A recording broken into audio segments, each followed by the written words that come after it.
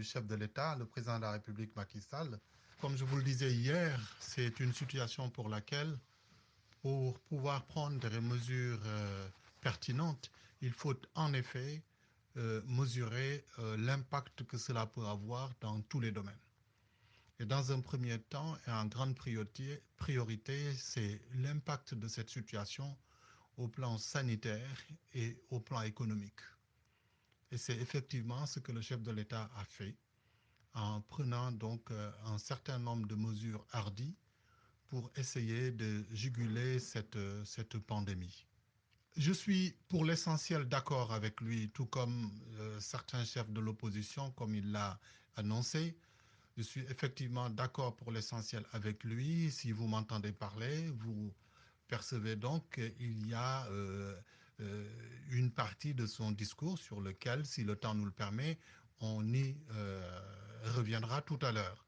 C'est juste une partie sur laquelle je ne suis pas d'accord avec lui, mais pour l'essentiel, pour globalement tout ce qu'il a pu dire, je trouve que c'est un discours à la hauteur de l'événement.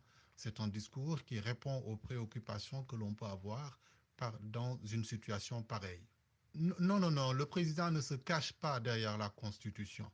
Vous savez, pour ce qui concerne les privations ou les remises en cause des questions de liberté des uns et des autres, ce sont des libertés durement acquises par des luttes pour lesquelles, pour y revenir, il faut effectivement s'appuyer sur des mesures euh, légales qui le permettent, notamment la loi ou plus fortement encore la Constitution. C'est ce qui fait qu'il convoque la Constitution, notamment l'article 69 29 du 29 avril 1969 pour justement mettre le pays dans une situation d'état d'urgence.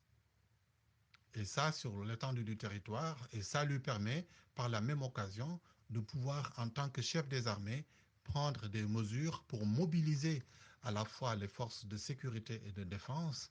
C'est pourquoi il a utilisé un mot j'ordonne, les forces de sécurité et de défense, donc à coopérer avec justement le ministre de l'Équipement et des Transports, notamment pour ce qui concerne la mobilité des personnes.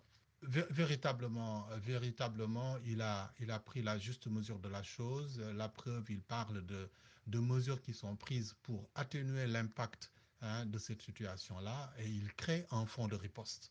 Il crée un fonds de riposte qu'il appelle Force Codiv 19 et qui sera doté de 1000 milliards. Ça sonne comme un western, un titre de western, mais c'est important, c'est pour mesurer qu'il agit en connaissance de cause, en ayant pris la juste mesure de la situation. Vous savez, les mesures sont pertinentes pour l'essentiel. Globalement, il n'y a qu'un seul point sur lequel j'émets des réserves. Ça, on y reviendra tout à l'heure si vous le voulez. Quand il annonce qu'il va acheter des vivres pour l'aide alimentaire d'urgence, j'estime que c'est nécessaire. On ne peut pas demander aux gens de rester confinés et ensuite de les laisser se débrouiller pour se nourrir. Ce n'est pas évident. Donc, c'est judicieux de prendre cette mesure-là. J'espère juste que ces 50 milliards ne vont pas servir à alimenter les entreprises extérieures. Il y a la production locale nécessaire à la consommation, notamment le riz de la vallée, les autres producteurs locaux qui sont à l'intérieur du pays et dans toutes les régions. Je pense qu'en priorité, c'est à ceux-là que devrait aller cette enveloppe prévue pour l'achat de vivres pour l'aide alimentaire urgente.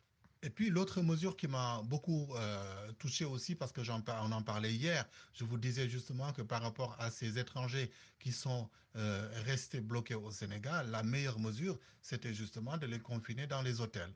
Ça permettrait donc au secteur touristique de ne pas perdre de l'argent et ça permettrait à l'État du Sénégal de pouvoir utiliser ce levier, excusez-moi du terme, ce levier touriste bloqué au Sénégal pour demander aux partenaires bilatéraux et internationaux leur solidarité et ainsi lever des fonds qui permettraient au secteur touristique d'atténuer les pertes auxquelles il était en situation qui risquait très fortement de se réaliser. Donc je pense que cette mesure-là concernant le secteur de l'hôtellerie, de la restauration et des acteurs culturels, je pense que notamment en tout cas pour le secteur de l'hôtellerie et de la restauration, c'est une mesure très très pertinente qui va permettre de maintenir le personnel de ce secteur en activité, de permettre aussi le confinement de ces personnes qui vont être éventuellement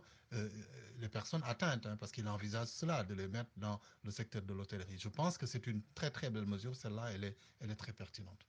Oui, mais on ne peut pas faire d'omelette sans casser des œufs. Il est bien évident que le couvre-feu s'impose. Les gens se sont accordés beaucoup trop de liberté.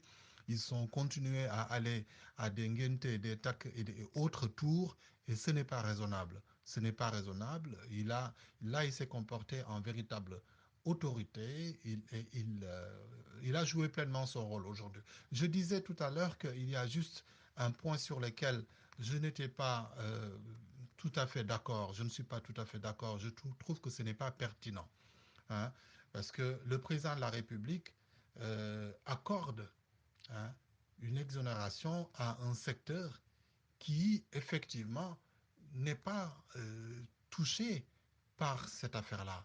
Ce n'est pas, en fait, la situation du Codif 19 qui entraîne la créance que l'État a sur les entreprises. Par exemple, il accorde une enveloppe de 20 milliards, 200 milliards de francs CFA pour justement atténuer l'impact que les entreprises et les ménages vont subir. Pour les ménages, je suis d'accord. Pour les ménages, je suis d'accord. Mais pour les entreprises, ce sont quand même des dettes, une dette fiscale qui est due au titre de l'exercice 2019, pas l'exercice en cours.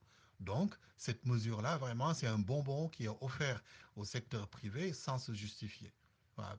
À mon sens, ce n'est pas justifié. C'est la seule critique que je peux émettre par rapport à son discours, en émettant maintenant aussi des réserves par rapport à l'attitude des députés que j'attends pour voir. D'ailleurs, hier, j'interpellais les députés qui étaient invités sur un autre plateau en même temps que moi pour dire quelle va être leur attitude pour surveiller, hein, l'action du gouvernement dans le cadre de la mission qui leur est dévolue par la Constitution du Sénégal, qui est celle de contrôler l'action du gouvernement. Parce que leur rôle, ce n'est pas seulement de voter des lois, mais c'est aussi de représenter le peuple et de contrôler l'action du gouvernement. Ici, on parle de 1000 milliards qui vont être mobilisés. J'espère que l'Assemblée nationale jouera pleinement son rôle.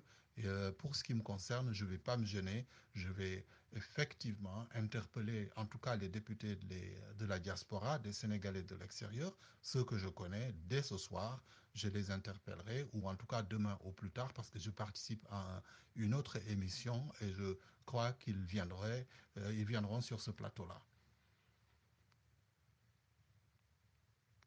Oui, naturellement, l'article 77 de la Constitution, c'est ce qui permet, qui habilite le président à prendre des mesures, hein, qui auraient demandé nécessairement une législation, une légifération avant que ces mesures-là puissent être prises. Ici, il s'agit de situations exceptionnelles qui justifient que le président de la République sollicite l'Assemblée nationale qui lui permettra donc de pouvoir prendre certaines décisions qui relèveraient du domaine de la loi.